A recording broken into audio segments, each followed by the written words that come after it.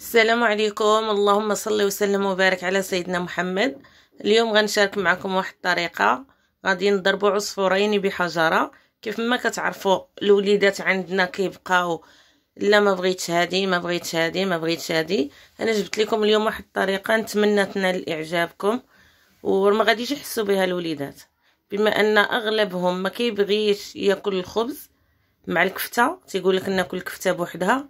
انا جبت لكم اليوم طريقه غياكلوا الكفته والخبز مع بعضياتهم، وفي نفس الوقت ما غاديش سيداتي تضيعي الخبز، ما غاديش نرميوه. عندنا خبز يابس كيف ما كتشوفوا، غادي نقطعوه طريفات. وعندنا الحليب، عندنا كوميره ونص تقريبا، وعندنا الحليب نص لتر. غادي نفزقو الكومير بالحليب ونخليوه واحد المده ديال 5 دقائق تقريبا حتى ل10 على حسب واش يابس بزاف ولا لا. فهمتوني البنات؟ ومن بعد يا كطحنيه في الهاشوار يا كتحركيه غير بيدك، وراه تيجي زوين هاد الطبق. الوليدات كيعجبهم بزاف وما تيحسوش بان راه كياكلوا الكومير مع كفته، كيحسبوها غير كفته كامله.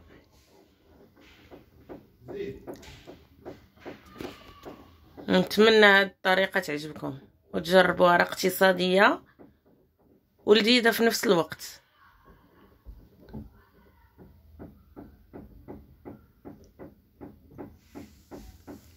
وبما انه حنا مقبلين على العيد الكبير، يعني غتستغلي هذه الفرصه.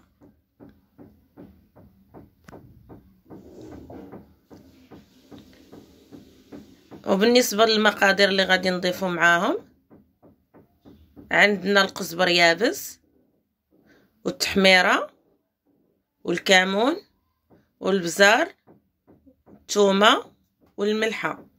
بغيتي تضيفي شويه ديال الزعتر كتضيفيه. وعندنا البصله مشلضه، قزبر ومعدنوس. انا حيت كان في المجمد هو اللي فوق من البصله.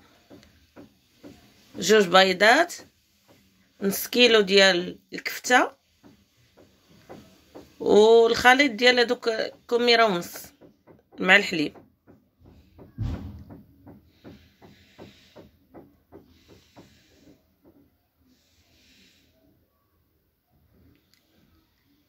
غنبداو على بركه الله نخلطوا المقادير كلها مع بعضياتها. حطينا الخبز نفزق واللي طحناه من قبل، غنضيفوا ليه الكفته.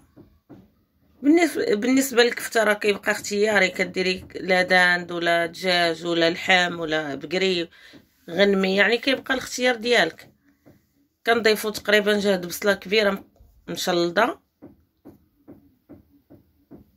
والقزبر ومعدنوس واحد 2 معالق، والقامه اللي قلت لكم عليها، تحميره والقزبر يابس، كمون والبزار والملحه والثومه.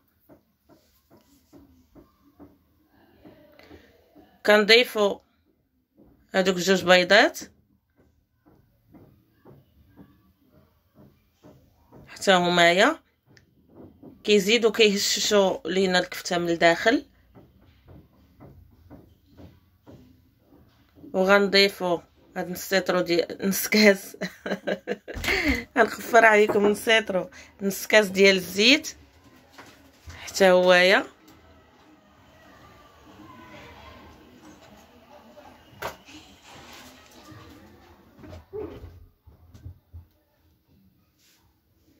تنخلطوهم مزيان حتى كينسجم لينا الخليط، وتدخل العطريه مع الكفته مع الخبز.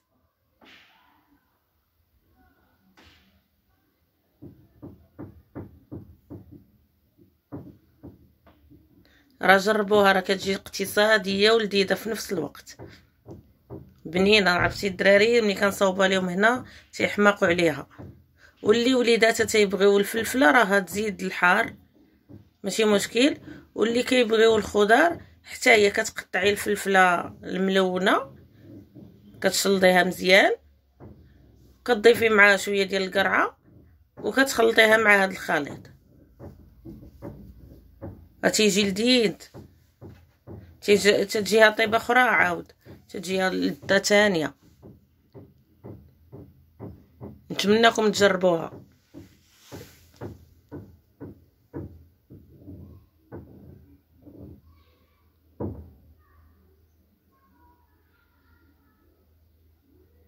وبما ان احنا مقبلين على العيد الكبير غنستغلوا هذه الفرصه. تيبقى نيت الخبز يابس ما تياكلوش اغلبيه الناس، نضرب عصفورين بحجره. كنحصلوا على هذا القوام كيف ما شفتوا.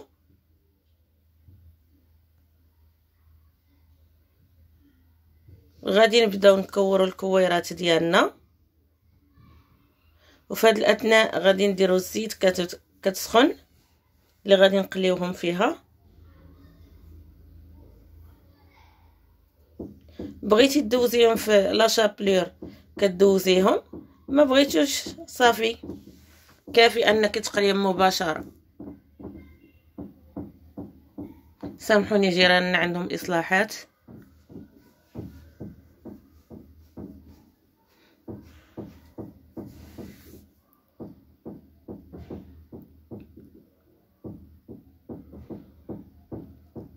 هانتوما كما شفتوا كي كنكوروهم مباشره كنحطوهم في المقله اللي فيها الزيت سخونه، كنقليوهم على الجوانب بجوج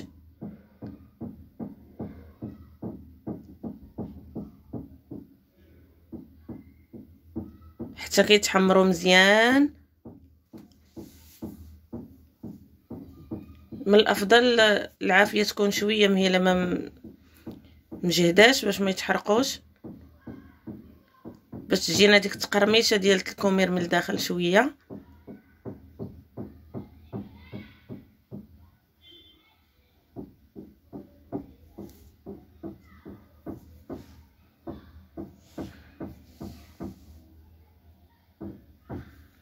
هانتوما تنقلبوهم على الجوانب باش يتحمروا كاملين وراه يجيو زوينين.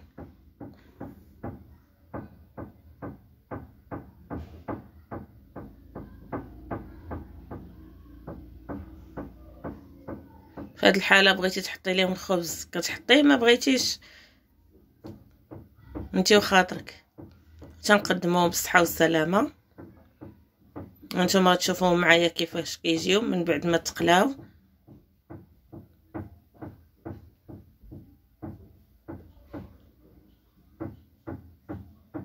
الاضاءه شويه عندنا مره كتمشي ومره كتجي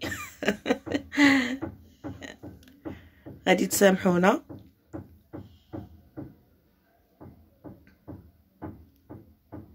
هانتوما من بعد ما تيتقلاو كيجيو بحال هكا. هذا هو الشكل ديالهم النهائي من بعد القلي.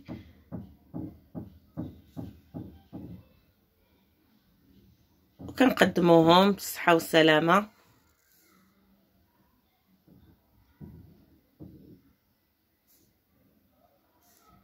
تقدميهم مع كيتشوب مع لي صوص اللي بغيتي.